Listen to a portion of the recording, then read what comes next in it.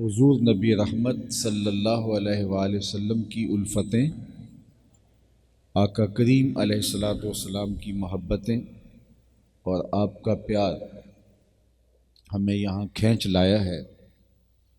عقیدتوں کے پھیلتے ہوئے رنگ، محبتوں کے یہ آہنگ اور الفتوں کی فراوانی، حضور نبی رحمت صلی اللہ علیہ وآلہ وسلم کے ساتھ ہماری قلبی وابستگی، روحانی تعلق اور ربط کی وجہ سے ہے۔ اور ویسے تو پورا سال ہی ہمارے آنگن دلوں کے آباد رہتے ہیں حضور کے ذکر انور سے، لیکن جب یہ مہینہ آتا ہے تو خاص طور پہ ہماری روحوں کو سرشاریاں، برکتیں اور نور نصیب ہوتا ہے۔ صدیوں قبل آقا کریم اس دنیا پہ جلوہ گر ہوئے تھے، لیکن ماحول کی شگفتگیاں بتاتی ہیں جیسے کوئی کل ہی گزر کے گیا ہو۔ زمیں سے آسماں تک، آسماں سے لامکاں تک ہے، کہاں کھولے تھے گیسو یار نے خوشبو کہاں تک ہے۔ جدھر کان لگائیے آپ کی ہی باتیں، ہر لب پہ آپ کی ہی نعتیں، اور کیوں نہ ہو کہ اللہ نے اپنے پیارے محبوب کے ذکر کو بلند فرمایا ہے۔ سورہ الانشراح سے جو آیت کریمہ میں نے آپ کے سامنے تلاوت کرنے کا شرف حاصل کیا ہے، اس میں اللہ جل شانہ نے ارشاد فرمایا، وَرَفَعْنَا لَكَ ذِكْرَكَ، اے محبوب ہم نے آپ کے ذکر کو آپ کی خاطر بلند کر دیا۔ یعنی حضور کے ذکر کی رفعت، حضور کی تسکین خاطر کے لیے، حضور کی عزت افزائی کے لیے، حضور علیہ السلام کی تکریم کے لیے، آقا کریم علیہ الصلاۃ والسلام کے وقار کے لیے، اور حضور علیہ الصلاۃ والسلام کی شان و عظمت کے بیان کے لیے ہے۔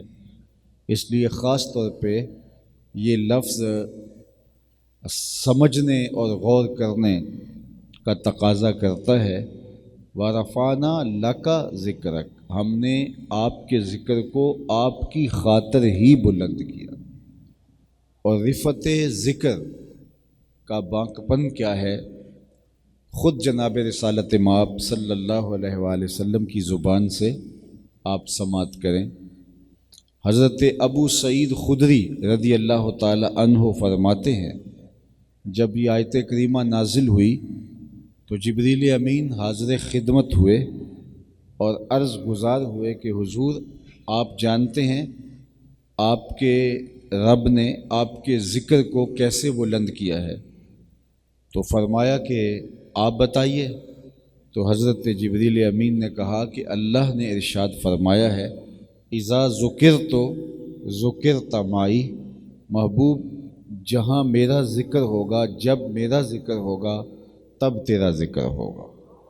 یعنی ذکر کی رفعت کا عالم یہ ہے کہ جہاں جہاں میرا ذکر ہوگا وہاں وہاں محبوب آپ کا ذکر ہوگا، اور جب جب میرا ذکر ہوگا تب تب آپ کا ذکر ہوگا۔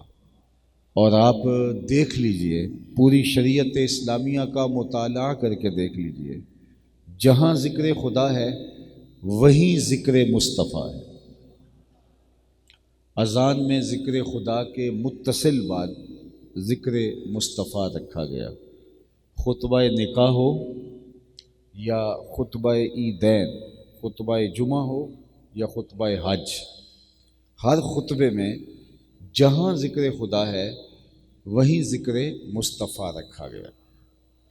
اسی طرح اذانوں میں ذکر خدا کے ساتھ ذکر مصطفیٰ رکھا گیا۔ حد یہ ہو گئی کہ نماز خالص عبادت اللہ کی ہے، لیکن اتنی دیر تک نماز کی بھی تکمیل نہیں ہوتی جب تک حضور پہ سلام اور درود نہیں پڑھ لیا جاتا۔ یہ ہے حضور کے ذکر کی رفعت۔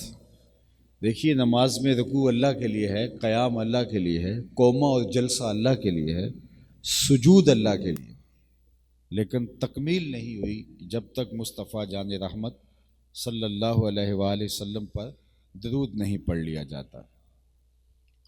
اور پھر میں آپ کو ایک اور بات عرض کروں، اور وہ یہ کہ نماز میں اگر ہم سے درود چھوٹ جاتا ہے، حضور علیہ السلام پر پیش کیے جانے والا سلام چھوٹ جاتا ہے غلطی کی وجہ سے، بھول جانے کی وجہ سے، یا کوئی اور واجب ترک ہوتا ہے، تو اس کا مداوع اور اس کا کفارہ سجدہ سہو سے ہوتا ہے۔ اور ایک نماز میں کئی سہو ہو گئے ہوں تو ایک مرتبہ سجدہ سہو اس کا کفارہ ادا کرتا ہے۔ دوسری بات کہ جو رکن رہ گیا ہے، جو واجب ترک ہو گیا ہے یا تقدیم و تاخیر ہو گئی ہے، تو اس کا کفارہ ادا کیا جائے گا، اس کو دہرایا اور لٹایا نہیں جائے گا۔ لیکن یہ بات آپ کے ذوق طبع کے سامنے رکھنا چاہتا ہوں کہ کسی بھی واجب کا ترک ہو گیا ہے، حتیٰ کہ اگر کسی سے سورت تلاوت کرنا رہ گیا ہے تو وہ سجدہ سہو ادا کرنے سے وہ کفارہ ادا ہو جائے گا۔ سورت کو پڑھنا ضروری نہیں ہے، لیکن اگر کسی سے سلام پڑھنا رہ گیا ہے حضور کی بارگاہ میں تو سجدہ سہو اس کا کفارہ تو ہے، لیکن سلام پھر دوبارہ پڑھا جائے گا۔ یعنی یہ وہ ذکر کی رفت ہے کہ جو کسی صورت کے اندر معافی کے زمرے میں نہیں آتی، کہ پھر دوبارہ پڑھا جائے گا اور سجدہ صاحب کے بعد بیٹھ کے پھر دوبارہ حضور پہ درود پڑھا جائے گا۔ تو یہ ہے حضور علیہ السلام کے ذکر کی رفت، وہ جس کا ذکر ہوتا ہے زمین و آسمانوں میں، فرشتوں کی دعاؤں میں، مؤذن کی اذانوں میں۔ تو کوئی گوشہ، کوئی جگہ ایسی نہیں ہے جہاں ذکر خدا کے ساتھ ذکر مصطفیٰ نہ ہوتا ہو۔ یہ دعا ہم خالص اللہ کے لیے مانگتے ہیں، اس کی قربت حاصل کرنے کے لیے۔ یہ دعا کا مغز ہے، یہ عبادت کا مغز ہے، لیکن دعا کے اندر بھی اتنی دیر تک قبولیت کی مہر نہیں لگتی جب تک اول آخر درود شریف نہیں پڑھ لیا جاتا اور حضور کا ذکر نہیں ہو پاتا۔ تو یہ اللہ نے اپنے محبوب کے ذکر کو رفت عطا کی۔ شہادتین ہیں، کلمہ طیبہ ہے، اس میں بھی ذکر خدا کے متصل بعد ذکر مصطفیٰ رکھا گیا ہے۔ اور آپ اگر توجہ میری گفتگو پہ کر رہے ہوں اور آپ کا بیٹھنا اور جم جانا میسر آ گیا ہو تو یہ بات میں آپ کے سامنے رکھنا چاہوں گا کہ کلمہ میں لفظ اللہ جہاں ختم ہو رہا ہے وہیں سے لفظ محمد شروع ہو رہا ہے، جبکہ لا الہ الا اللہ یہ کلمہ مکمل ہو گیا ہے، محمد رسول اللہ یہ دوسرا الگ کلمہ ہے۔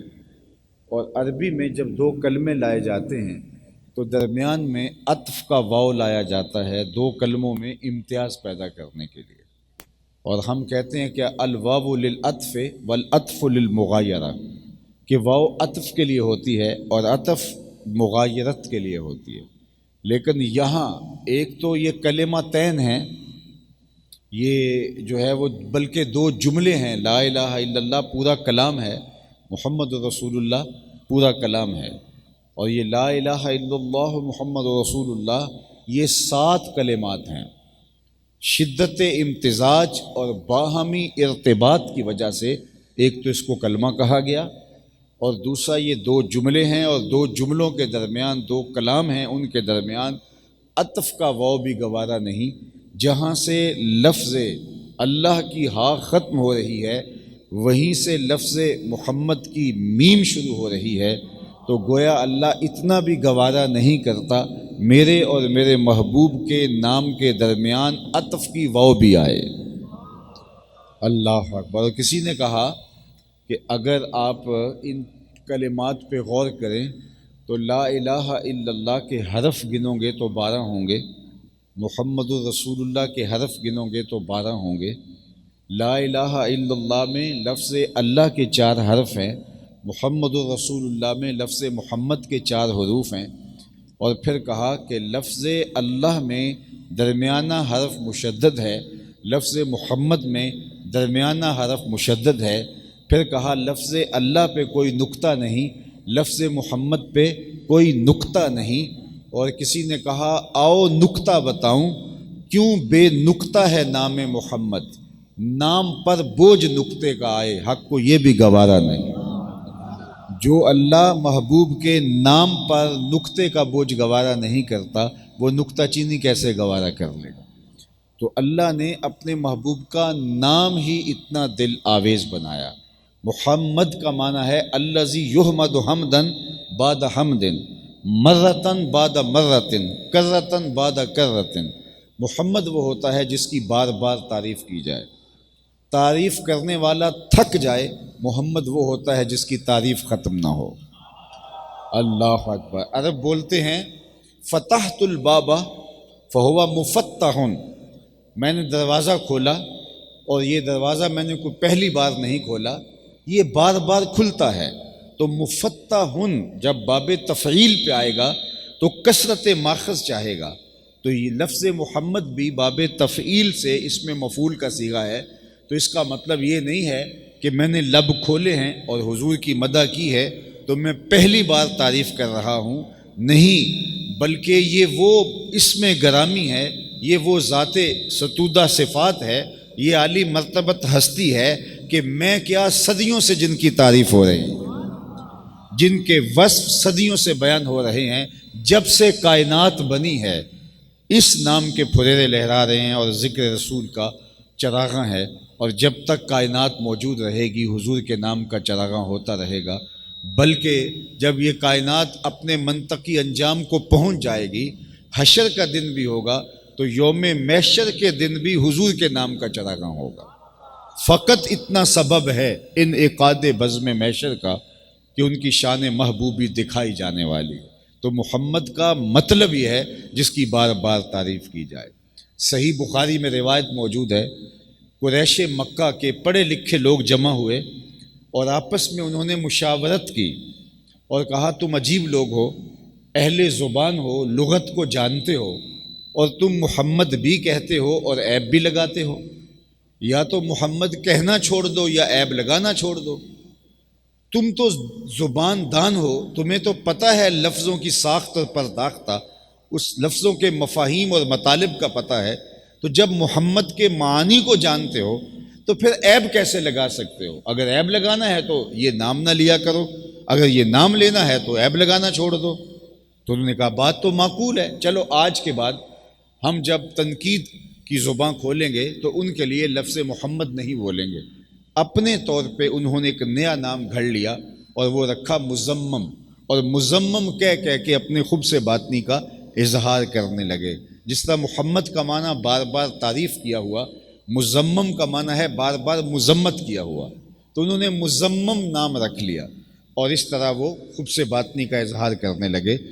تو کسی نے سنا تو حضور کی بارگاہ میں بڑا رنجیدہ ہو کے بیان کرنے لگا، حضور وہ مزمم کہہ کے اپنے خوب سے باطنی کا اظہار کر رہے ہیں۔ تو آقا کریم نے فرمایا تم نے دیکھا نہیں اللہ نے قریش کے منہ کو کیسے پھیر دیا، یشتمون مزممن ویلعنون مزممن وانا محمد صلی اللہ علیہ وآلہ وسلم۔ فرمایا وہ کسی مزمم کو گالیاں دیتے ہیں، کسی مزمم کو سب و شتم کرتے ہیں، میرے رب نے مجھے محمد بنایا ہے۔ تو وہ جو سب و شتم کرتے ہیں، خوب سے باطنی کا اظہار کرتے ہیں، تو وہ کسی مزمم کے لیے کر رہے ہیں، میں مزمم تو نہیں ہوں، میرے رب نے مجھے محمد بنایا ہے۔ تو یہ نام دل آویز ہے، یہ نام میٹھا ہے۔ علماء نے لکھا کہ جس دسترخوان پہ محمد نام کا شخص کھانا کھائے اللہ اس دسترخوان پہ برکتیں ڈال دیتا ہے۔ اللہ اکبر۔ اور آقا کریم نے اپنے امتیوں کو یہ حکم دیا تسمو باسمی، میرے نام پر اپنی اولاد کے نام رکھو۔ اور علماء نے کہا جس گھر میں محمد نام کا بچہ ہوگا اس گھر میں برکتوں کے قافلے اتریں گے۔ علامہ برہان الدین حلبی نے سیرت حلبیہ میں لکھا کہ قیامت کا دن ہوگا، در جنت کشادہ کر کے اللہ آواز دے گا یا محمد، تو محمد نام کے جتنے لوگ ہوں گے اس آواز پہ دوڑ پڑیں گے۔ تو اللہ فرمائے گا میں نے تمہیں تو نہیں بلایا، میں نے تو اپنے پیارے کو بلایا۔ تو وہ کہیں گے مالک نام تو ہمارا بھی یہی تھا اس لیے چلے آئے۔ کہا اب آگے ہو تو محبوب کے نام کی وجہ سے تمہاری لاج رکھتا ہوں، وہ جنت کا دروازہ کھلا ہے اندر چلے جائیں۔ تو یہ اس نام کی برکت ہے، یہ نام کوئی کام بگڑنے نہیں دیتا، بگڑے بھی بنا دیتا ہے نام محمد صلی اللہ علیہ وسلم۔ یہ دل آویز نام ہے، یہ میٹھا نام ہے۔ اور دنیا پر بھی جب حضور کے دادا نے حضرت عبد المطلب نے حضور کا نام محمد رکھا تو خاندان میں پہلے یہ نام نہیں تھا، تو لوگوں نے کہا کہ آپ نے یہ الگ سے نام کیوں رکھا ہے؟ تو انہوں نے کہا تھا جو کتب سیر میں موجود ہے کہ میں نے یہ نام اس لیے رکھا کہ زمین والے زمین پر اس کی مد و ستائش کریں اور آسمان والے آسمان میں اس کی تعریفیں کریں۔ تو یہ نام ہی ایسا ہے، اگر ہم حضور کی مدح ستائش تعریف نہ بھی کریں، صرف آپ کا نام بھی بول دیں تو یہ نام بولنے سے ہی حضور کی تعریف اور مدح ہو جائے گی۔ تو یہ نام ہی اتنا دل آویز رکھ دیا گیا ہے۔ تو دنیا پر بھی حضور کی مدح اور آخرت میں بھی حضور کی مدح۔ اور میرے امام نے کہا تھا فقط اتنا سبب ہے انعقاد بزم محشر کا کہ ان کی شان محبوبی دکھائی جانے والی، وہ کتنا دل آویز منظر ہوگا۔ صحیح حدیث ہے بخاری کی اور باقی کتب حدیث میں بھی حدیث شفاعت موجود ہے۔ اللہ کے محبوب علیہ السلام نے ارشاد فرمایا، اللہ اکبر، لیکن میں ذرا اس حدیث کا رنگ آپ کے سامنے پیش کروں کہ یہ کس طرح حدیث ہمارے پاس پہنچی۔ بصرہ کے کچھ لوگ جمع ہوئے اور حضرت ثابت بنانی کے پاس آئے اور کہا کہ حضرت انس بن مالک حضور کے خادم خاص کافی بوڑھے ہو گئے ہیں، ہمیں ان کے پاس چلنا چاہیے اور ان سے حضور علیہ السلام کی شفاعت کے حوالے سے حدیث سننی چاہیے۔ اور یہ جمع ہو کر کے حضرت انس بن مالک رضی اللہ تعالی عنہ کے پاس آئے۔ چاشت کا وقت تھا، آپ چٹائی کے اوپر چاشت ادا کرنے کے بعد بیٹھے ہوئے تھے، تو یہ لوگ جمع ہو گئے اور انہوں نے کہا آپ آ جائیے۔ لوگوں نے حضرت ثابت سے کہا کہ آپ کوئی اور موضوع نہ چھیڑیے، کیونکہ باتوں میں جب باتیں آتی ہیں تو بات بہت لمبی چلی جاتی ہے اور اصل بات رہ جاتی ہے، تو آپ ڈائریکٹ ان سے پوچھنا کہ حضور علیہ السلام کی شفاعت کے حوالے سے جو حدیث ہے وہ ہمیں سنائیے۔ تو یہ سارے جب ان کی بیٹھک میں داخل ہوئے تو انہوں نے مرحبا کہا، بیٹھنے کا کہا، تو حضرت ثابت نے کہا کہ آپ نے حضور علیہ السلام سے شفاعت کے حوالے سے جو حدیث سنی ہے وہ ہمیں سنائیے۔ تو کہتے ہیں کہ انہوں نے کہا کہ میں نے اللہ کے محبوب صلی اللہ علیہ وآلہ وسلم سے یہ سنا ہے کہ جب قیامت کا دن ہوگا تو لوگوں کا ہجوم اور کثرت افراد کی وجہ سے ایسے لگے گا جیسے دریا اور سمندر کی موجیں ہوتی ہیں، اس طرح لوگ جو ہیں تا حد نظر لوگ ہی لوگ ہوں گے۔ اب وہ پریشان ہوں گے کہ اب جائیں کدھر، تو حضرت آدم علیہ السلام کے پاس جائیں گے اور کہیں گے اے آدم آپ ہمارے باپ ہیں، انت ابونا، ہمارے باپ ہیں، ہماری مدد کیجئے، اس اوکھے ویلے ہمارے کام آئیے۔ تو وہ کہیں گے کہ میں اس کام کے لیے نہیں، لست لہا، میں اس کام کے لیے نہیں۔ اور بعض روایات میں اذهبوا الی غیری، یہ میرے علاوہ کسی اور کا کام ہے، کسی اور جگہ چلے جاؤ۔ اور اس حدیث میں ہے کہ وہ کہیں گے حضرت ابراہیم کے پاس چلے جاؤ، تو لوگ وہاں سے نکلیں گے اور ڈھونڈتے ڈھونڈتے حضرت ابراہیم کے پاس آئیں گے اور ان کو کہیں گے کہ آپ اللہ کے مقرب اور خلیل بندے ہیں، تو آپ ہماری مدد کیجیے۔ حشر کا دن ہوگا، زمین کے اندر سے قوت جاذبہ ختم ہو جائے گی، اب جو گرمی پڑتی ہے زمین اس کو جذب کرتی ہے، قیامت کے دن یہ قوت جاذبہ نہیں رہے گی۔ سورج کا رخ سیدھا ہے، وہ الٹا ہے پھر سیدھا ہو جائے گا، سورج جب دور ہے نیڑے آ جائے گا، تو لوگ پسینے میں شرابور ہوں گے اور بہت سخت دن ہوگا۔ تو لوگ حضرت ابراہیم کے پاس آئیں گے اور کہیں گے کہ آپ خلیل الرحمن ہیں تو ہماری مدد کیجیے، تو وہ بھی کہیں گے لست لہا یا اذهبوا الی غیری، یہ میرا کام نہیں، کسی اور کے پاس چلے جاؤ۔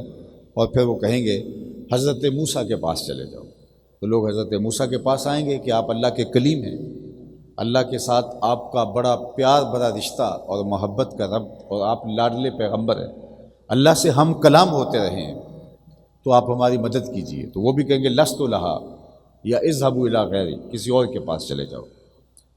تو لوگ پھر کہیں گے حضرت عیسیٰ کے پاس چلے جاؤ، تو لوگ حضرت عیسیٰ کے پاس آئیں گے، آپ روح اللہ ہیں، کلمت اللہ ہیں، اور بن باپ کے پیدا ہوئے، اللہ کی خاص عنایتیں آپ پر نازل ہوئیں، تو آپ ہماری مدد کیجیے۔ تو وہ بھی کہیں گے لست لہا، اور پھر وہ کہیں گے اذهبوا الی محمد صلی اللہ علیہ وآلہ وسلم، حضور کا در دکھائیں گے۔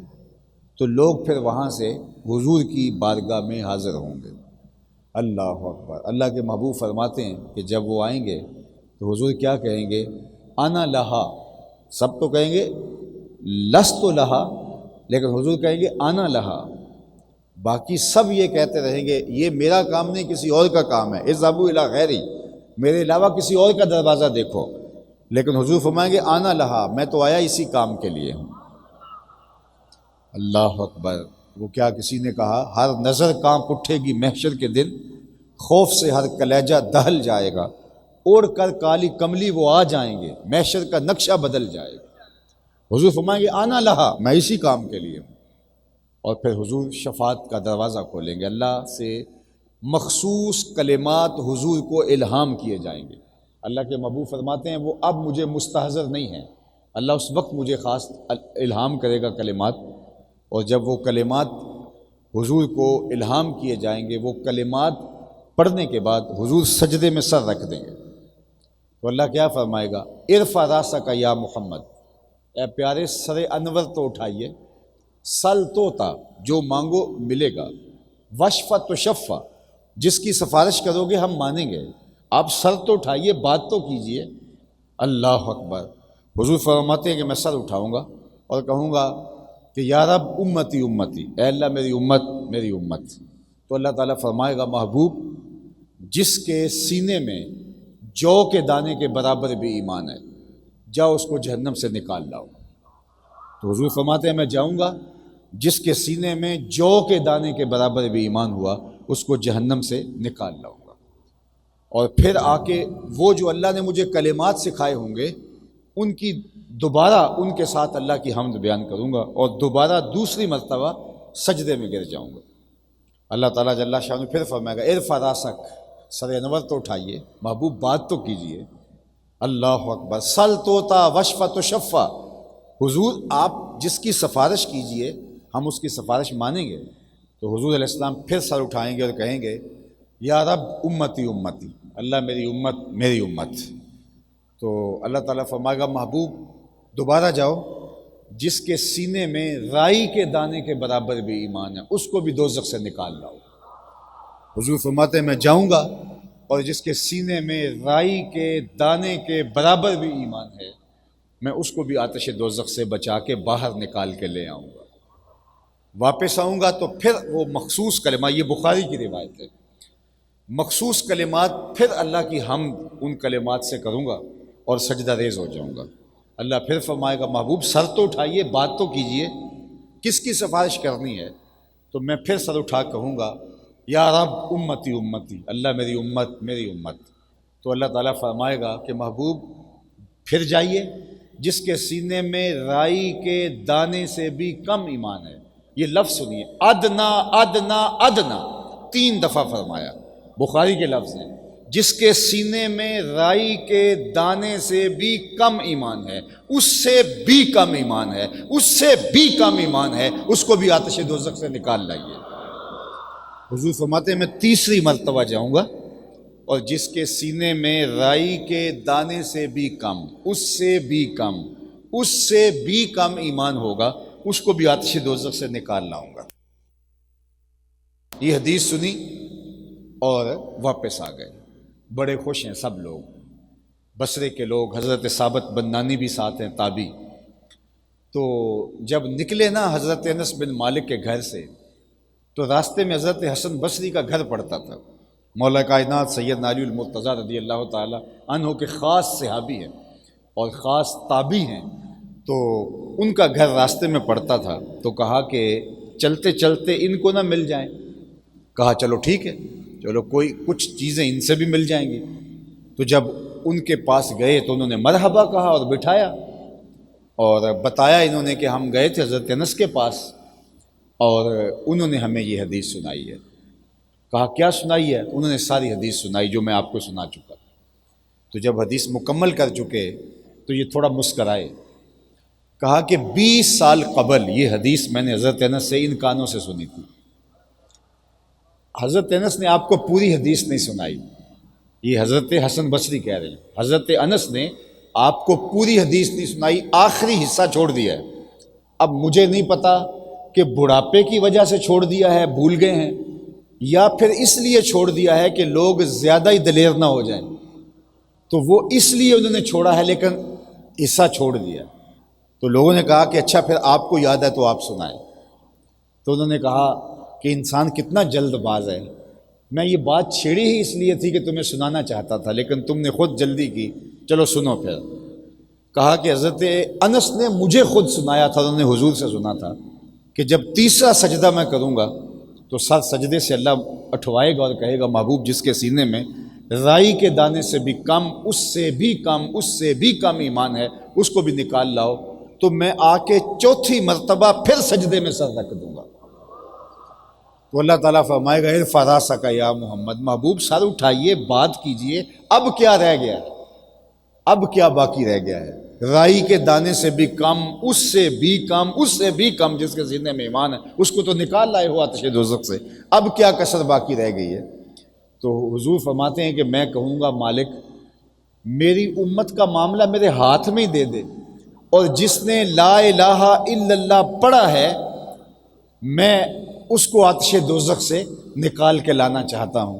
تو اللہ کہے گا مجھے اپنی عزت کی قسم، اپنی جلال کی قسم، اپنی قسم میں ایسا ہی کروں گا، اور پھر حضور جائیں گے جس نے لا الہ الا اللہ محمد رسول اللہ پڑھا ہوگا، حضور اس کو بھی آتش دوزخ سے نکال کے جنت میں پیش حق مجدہ شفاعت کا سناتے جائیں گے، پیش حق مجدہ شفاعت کا سناتے جائیں گے، آپ روتے جائیں گے ہم کو ہنساتے جائیں گے۔ وسعتیں دی ہیں خدا نے دامن محبوب کو، جرم کھلتے جائیں گے اور وہ چھپاتے جائیں گے۔ شفاعتی لأہل الکبائر من امتی، فرمایا کہ میں نے امت کے بڑے بڑے گناہ گاروں کی شفاعت کا ذمہ لیا ہے۔ شفاعتی لأہل الکبائر، جو امت کے بڑے بڑے گناہ گار ہیں میں ان کی شفاعت کروں گا۔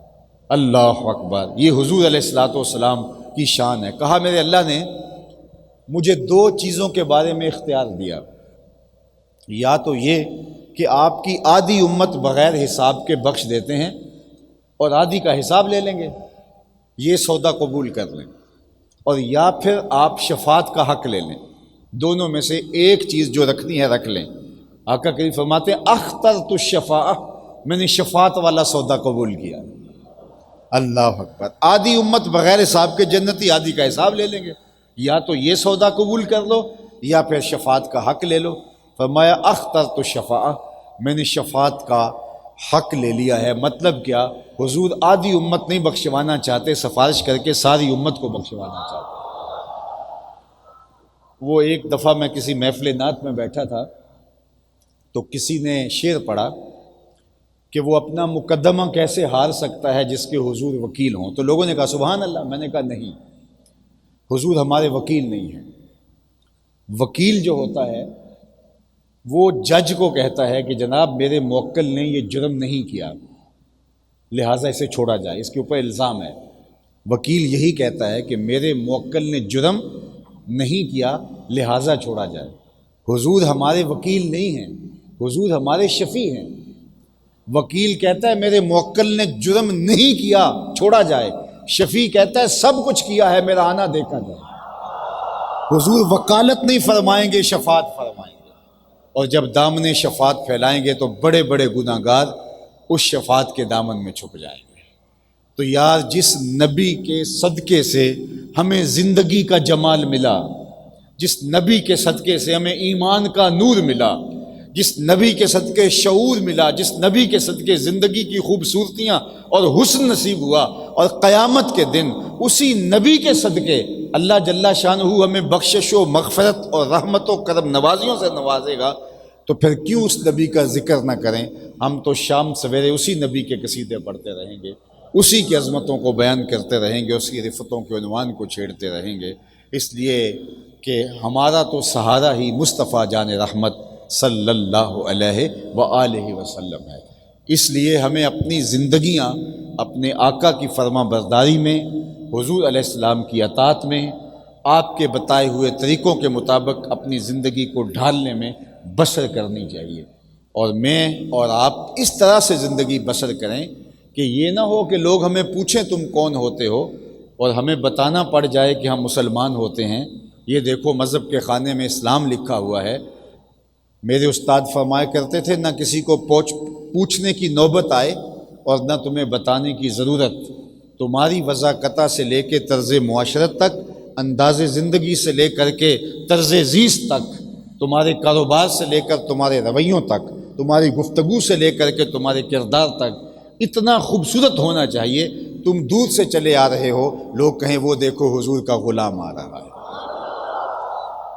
میں اپنے یہاں بیج لگا رکھا ہے، اس کے اوپر عاشق رسول لکھا ہوا ہے، لیکن میرا رویہ اگر اس سے مختلف ہے تو مجھے 100 بار سوچنا پڑے گا، اور اگر میرے یہاں بیج نہیں بھی ہے لیکن عشق رسول کا ٹائٹل میرے ساتھ جڑا ہے، تو یہ لوگوں کو معلوم ہو کہ یہ حضور کا عاشق ہے، تو اگر میں دودھ دہی بھی بیچتا ہوں تو لوگوں کو آنکھیں بند کر کے وہاں سے دودھ خریدنا چاہیے کہ یہ حضور کا عاشق ہے، ملاوٹ نہیں کر سکتا۔ کوئی میرے سے تعلق داری کرنا چاہتا ہے، رشتہ داری کرنا چاہتا ہے، کاروبار کرنا چاہتا ہے، تو وہ آنکھیں بند کر کے کرے کہ اس کے نام کے ساتھ حضور علیہ الصلاۃ والسلام کا عشق جڑا ہوا ہے۔ یہ کیسے ہو سکتا ہے؟ ایک عام شخص مسلمان جو ہے وہ دھوکہ نہیں دے سکتا، تو جو حضور کا عاشق ہو وہ کیسے دھوکہ دے گا؟ تو وہ آنکھیں بند کر کے اعتماد کر لے کہ جب یہ عاشق ہے تو کوئی بات نہیں ہے۔ لیکن ہم نے یہ چیزیں ٹائٹل پہ تو رکھی ہے، لیکن ہمارے اندر خالی، سارا زور پیکنگ پہ ہے اور اندر کچھ بھی نہیں ہے۔ میاں صاحب نے کہا تھا شیشے اتے کٹا جمیا کندھا چاڑی جاندے، شیشے اتے کٹا جمیا کندھا چاڑی جاندے، جلداں نوے سانپ کے رکھ دے ورکے پھاڑی جاندے۔ تو ہم نے سارا زور پیکنگ پہ دیا ہے۔ دکھنے میں ہم بہت اچھے عاشق رسول ہیں، ہمارے نعروں سے پتہ چلتا ہے کہ یہ تو آسمان کا کلیجہ بھی پھاڑ دیں گے۔ ہمارے رویوں سے جب ہم اپنے آپ کو ناپتے ہیں، تولتے ہیں، تو ہماری زندگی کے اندر جھوٹ رچا بسا ہے۔ جب کہ اللہ کے محبوب علیہ السلام سے پوچھا گیا کہ مومن بزدل ہو سکتا ہے؟ فرمایا مومن بزدل نہیں ہوتا، بہادر ہوتا ہے، لیکن ہو سکتا ہے کبھی بزدلی بھی کر جائے۔ پھر پوچھا گیا کہ مومن بخیل ہو سکتا ہے؟ کہا سخی ہوتا ہے، لیکن ہو سکتا ہے کبھی بخل بھی کر جائے، بشر ہی تو ہے۔ تیسرا سوال کیا گیا مومن جھوٹا ہو سکتا ہے؟ اللہ کے محبوب نے فرمایا مومن جھوٹا نہیں ہو سکتا، یہ طے شدہ بات ہے۔ جب مومن ہو اور جھوٹا ہو، بلکہ ایک دن فرمایا الا انبئکم باکبر الکبائر، میں تمہیں بڑے بڑے گناہوں کی خبر نہ دوں؟ صحابہ نے عرض کی یا رسول اللہ کیوں نہیں؟ ارشاد فرمائیے۔ فرمایا الاشراک باللہ، سب سے بڑا گناہ اللہ کے ساتھ کسی کو شریک ٹھہرانا ہے۔ پھر فرمایا وعقوق الوالدین، والدین کی نافرمانی کرنا ہے، ان کی توہین کرنا ہے۔ یہ دو بیان کرنے کے بعد تیسرا بڑا بیان حضور گناہ کرنے لگے، وجلسا وکانا متکئا۔ تو روایت کرنے والا حیت حضور کی بیان کرتا ہے کہ حضور نے یہ دونوں چیزیں بیان کی تو حضور نے ایسے بیان کر دی، اور حضور ٹیک لگائے ہوئے تھے، لیکن جب تیسری چیز بیان کرنے لگے تو حضور ٹیک چھوڑ دی، اور حضور علیہ السلام جو ہے وہ ٹیک چھوڑ کے جو ہے وہ مستعد ہو کے سیدھے ہو کے بیٹھے، تو فرمانے لگے الا وقول الزور، سن لو تیسرا بڑا گناہ جھوٹ بولنا ہے، تیسرا بڑا گناہ جھوٹ بولنا ہے، تیسرا بڑا گناہ جھوٹ بولنا ہے۔ اور یہ حضور ایک بار نہیں کہا، دو بار نہیں کہا، تین بار نہیں کہا، حضور کہتے چلے جا رہے تھے۔ راوی کہتا ہے، صحابی جس نے یہ روایت، کہ ہم آرزو کر رہے تھے کہ ہمیں سمجھ آ گئی ہے اور اس کی اہمیت بھی جان گئے ہیں تو حضور کاش سکوت اختیار کر لیں، حضور آپ خاموشی اختیار فرمائیں تو حضور ہمیں سمجھ آ گئی ہے، لیکن اللہ کے محبوب بار بار کہے جا رہے تھے سن لو، جھوٹ بولنا، جھوٹ بولنا، جھوٹ بولنا، جھوٹ بولنا، اور حضور نے اس کو بیان کرنے سے قبل ٹیک چھوڑی، اور حضور علیہ الصلوۃ والسلام نے فرمایا کہ یہ تیسرا بڑا گناہ ہے اور اللہ کو جھوٹ پسند نہیں ہے، اور یہ بھی فرمایا کہ جب کوئی شخص جھوٹ بولتا ہے تو اس کے منہ سے بدبو نکلتی ہے جو عام لوگ محسوس نہیں کرتے، لیکن اللہ کے نورانی فرشتے، اللہ کے نوری فرشتے، اللہ کے رحمت لانے والے فرشتے وہ اس کو سونگھتے ہیں اور وہ 1 میل پیچھے ہٹ جاتے ہیں اس تعفن کی وجہ سے۔ جو رحمت کا پارسل لے کے آتے ہیں، جو رحمت کی ڈلیوری دینے آتے ہیں ہمارے گھروں کے اندر، وہ اتنے حساس ہیں، اللہ کے محبوب نے فرمایا کہ اگر بدبو جھوٹ کی پھیلے تو 1 میل پیچھے ہٹ جاتے ہیں، اور جس گھر میں باپ بھی جھوٹ بولے، ماں بھی جھوٹ بولے، بیوی بھی جھوٹ بولے، بچے بھی جھوٹ بولے، وہاں سے تو بدبو کے ببوکے اٹھ رہے ہوں گے، تو فرشتے تو کئی میل دور ہو جاتے ہوں گے۔ کون؟ جو رحمت کی ڈلیوری دینے آئے ہیں، جو ہمارے حصے کی رحمتیں لے کے آئے ہیں، وہ کئی میل دور پیچھے ہوتے ہیں، اور ہم ہمارے گھروں سے جھوٹ کے ببوکے پھوٹ رہے ہوتے ہیں۔ اب رحمتیں آئی نہیں ہیں تو نحوستیں پھیل گئی۔ ہم نے کیا سمجھا؟ کسی نے تعویذ ڈال دیے، ہم نے کیا سمجھا؟ کسی نے جادو کر دیا، ہم نے کیا سمجھا؟ کسی نے بندش کر دی، کسی نے یہ کر دیا، کسی نے وہ کر دیا۔ یہ کسی نے نہ سوچا کہ وہ جو ڈلیوری لیے کھڑے ہیں وہ کئی میل پیچھے کھڑے ہیں، جو رحمتوں کے پارسل لیے آئے ہیں وہ کئی میل پیچھے کھڑے ہیں، آگے بدبو کی وجہ سے نہیں آ رہے۔ اور ہم نے کہا کہ کسی نے تعویذ ڈال دیے، کسی نے جادو کر دیا، اور پھر بھاگے بابوں کے پاس، اور وہ تو پہلے تیار بیٹھے تھے، وہ تو ٹھیا لگا کے اس لیے بیٹھے تھے کہ لوگوں کے مال لوٹیں اور لوگوں کو توہمات میں مبتلا کریں۔ اور انہوں نے کہا تم ویلے سے آ گئے ہو، اگر تم نہ آتے تو یہ جادو چل جانا تھا، یہ تعویذ چل جانے تھے۔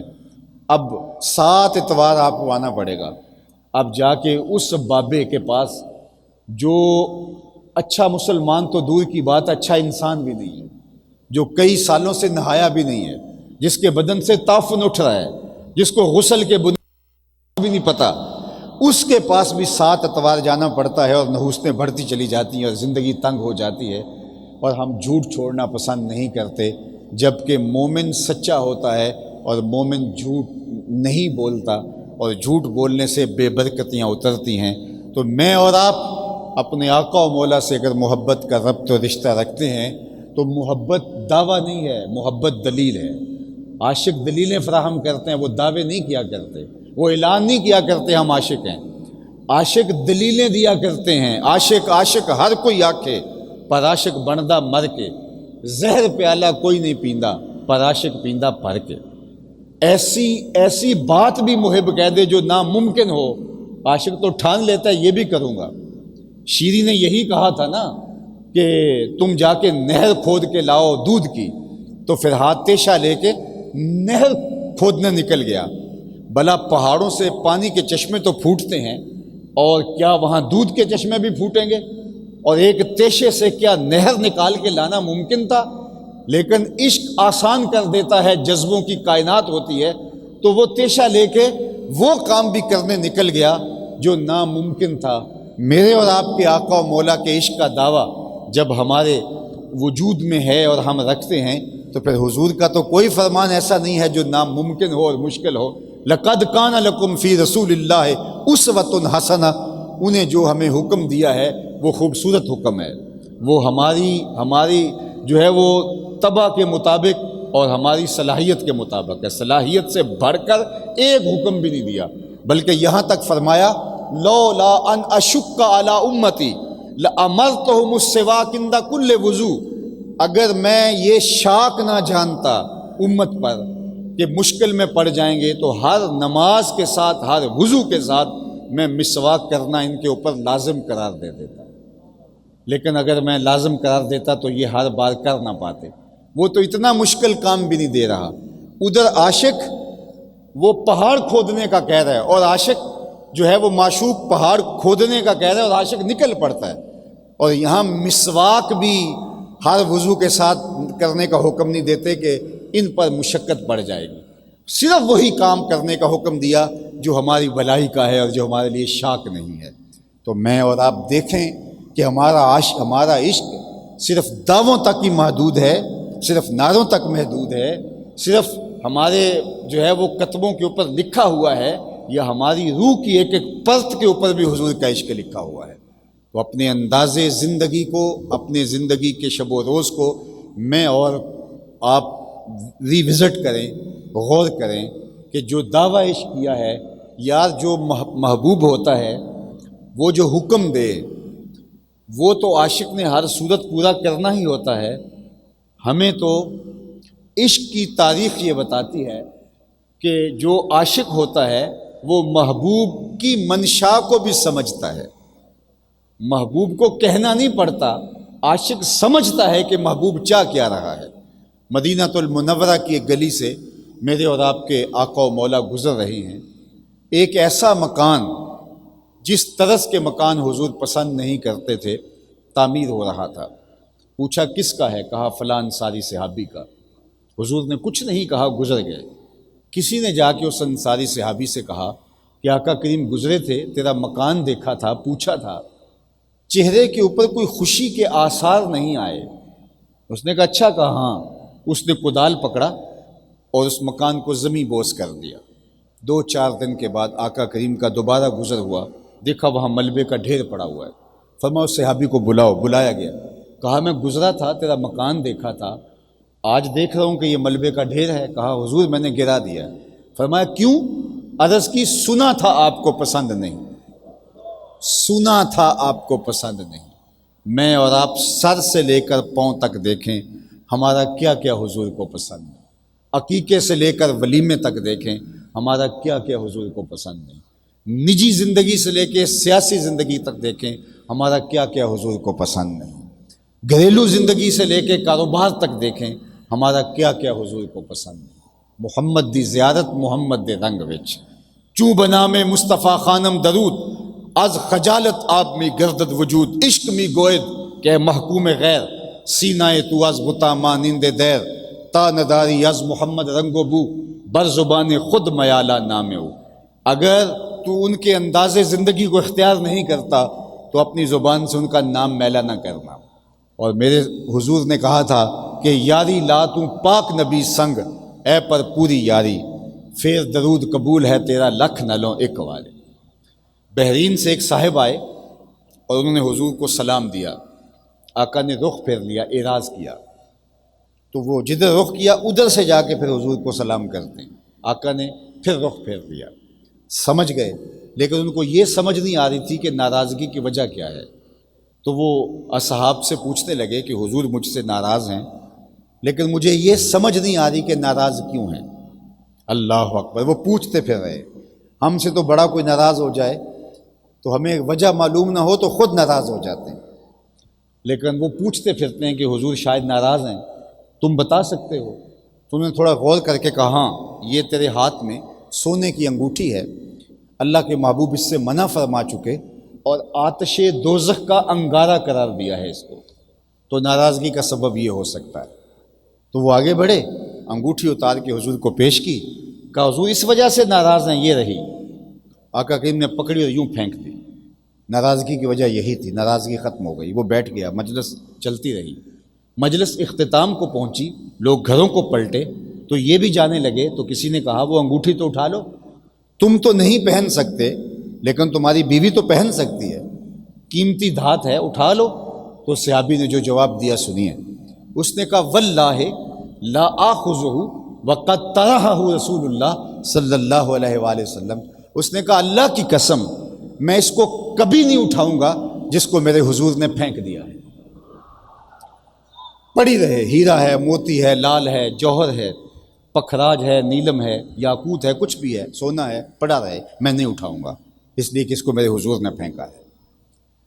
میں اور آپ اپنی زندگی پہ غور کریں، ہم کوئی ایسی عادت تو نہیں اٹھائے پھر رہے جس کو حضور نے پھینکا ہو، کوئی ایسا رویہ تو نہیں اٹھائے پھر رہے جس کو حضور نے پھینکا ہو، کوئی ایسا طرز زندگی تو نہیں اٹھائے پھر رہے جس کو اللہ کے محبوب نے پھینک دیا ہو، کوئی ایسا کاروبار تو نہیں اٹھائے پھر رہے جس کو حضور نے پھینک دیا ہو۔